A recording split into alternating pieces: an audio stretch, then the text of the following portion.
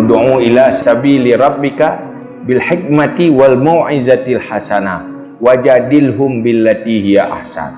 Tijih mengajak orang kepada kebaikan dengan cara-cara yang baik, cara-cara yang komunikatif, yang nyambung. Baik salah cara. Sebab untuk orang yang terima agamanya, pertama beritupu agat agamanya. Orangnya begat orang main agama. Sebabnya hamil orang agama hamil. Hai le orang terapai belasah dah pakan dah. Saya pegah apa orangnya kan tapi pakai. Numpukan.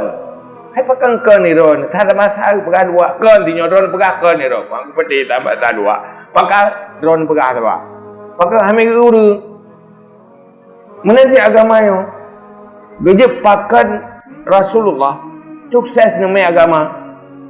Pertama, kepribadian Rasulullah memang juga tak akhlak. Yang kedua, komunikasi Rasulullah memang sangat fasih dan balaghah sehingga nyambung. Watai dengar tutur Rasulullah nyo mandumi tamang laulai. Tekanan akhlak Rasulullah menanti. Urang badu ya tek nama Islam karena dia kalan cara Rasulullah ya. Dia kalan god akhlak Rasulullah. Hai urang bangai tengok cara urang ya. Urang badu bangai ya. Jahil. Dia ukur punya cara urangnya nya mungkin ya ukur go urang bangai. Hana keturi urang cara le urang yang hana cara. Yang doa urang cara urang cara. Yang doa urang malih. Tetapi urang ada bangai kat ituri urang gat ngah naga. Urang gat akai ke ituri. Sehingga terima dakwah Nabi karena simpati ke Nabi.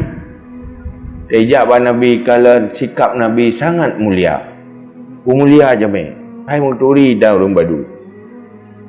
Kala Nabi pemulia urang lain. Lepas gat akhlak tahu kala akhlak Rasulullah. Cukup baik.